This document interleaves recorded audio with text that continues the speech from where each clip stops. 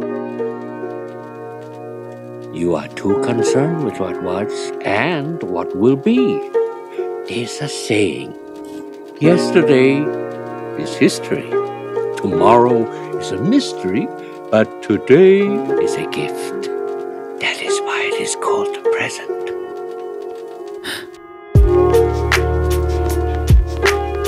Hey everyone, welcome to the channel. I'm Nikhil Reddy, and I want to begin today's video with a quote from the one and only Steven Spielberg. Technology can be our best friend, and technology can also be the biggest party pooper of our lives. It interrupts our own story, interrupts our ability to have a thought or a daydream, to imagine something wonderful, because we're too busy bridging the walk from the cafeteria back to the office on the cell phone. And with that quote as a frame of reference, I now want to tell you a story from over 150 years ago. Near the end of March in 1845, Henry David Thoreau took an axe and walked into the woods near Walden Pond. Each day he brought with him a lunch of bread and butter wrapped in a newspaper, and after eating his meal, he would leisurely continue working on his cabin, observing nature and taking long walks. Thoreau was seeking to be transformed by the experience of living deliberately. He also worked on a new theory of economics while there, which he establishes early in his work called Walden. The cost of a thing is the amount of what I will call life which is required to be exchanged for it, immediately or in the long run. And I think that begs the question, what can we possibly learn from a 150-year-old piece of advice when seen in the frame of our consumerist and technology-obsessed world? And the answer, honestly, is quite a lot.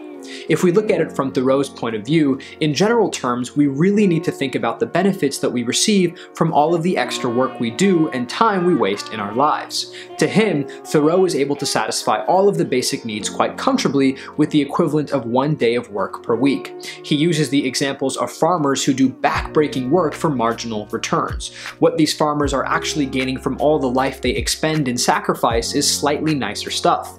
Venetian blinds, a better quality pot, perhaps even a fancy wagon. But as Thoreau points out, who could possibly justify trading a lifetime of stress and back-breaking labor for better blinds? Is a nicer looking window really worth that much of your life? Similarly, when people consider specific tools or behaviors in their digital lives, they tend to focus only on the value that each produces. And when we think of it in those terms, it's really easy to say, oh wow, I need 5 social networks and 3 news apps and 4 extra services that are going to help me in some small marginal way. We live in such a profit and value-obsessed world that when it comes down to it, we beg and ask for 15 or 20 or 30 products and services, all of which do 1 or 2 things quite valuably, but it begs the question, how many minutes of your day are you actually using in order to get that small benefit? And would you be better off without having it in the first place?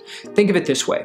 Maintaining an active presence on Twitter, for example, might occasionally open you up to a new connection or expose you to an idea that you hadn't heard before. But how much of your time and attention must be sacrificed on that platform to earn the small profit of an occasional connection or new idea? If true human connection and exposure to new ideas is really what you want, why not pick up a new hobby, like going to a conference every month or asking 3 friends out to dinner in the next couple of weeks? Wouldn't this produce similar types of value but only consume a few hours of your life per month, leaving you with way more time to dedicate to other meaningful pursuits? Like Thoreau's farmers, you end up crushed and smothered under the demands on your time and attention, and all you really receive are just a few nice trinkets. And as Thoreau would say, we condemn ourselves to lives of quiet desperation. As writer Cal Newport says, more often than not, the cumulative cost of the non-crucial things we clutter our lives with can far outweigh the small benefits of each individual piece that such clutter promises.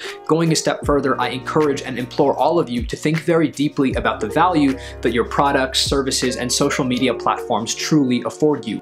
And with that, I will leave you guys. Thank you so much for watching. My name is Nikhil Reddy. I make videos like this all the time. If you enjoyed what you watched, please let me know down below with a like, a comment, maybe a subscription to the channel. Last but certainly not least, I will always see you guys in the next one.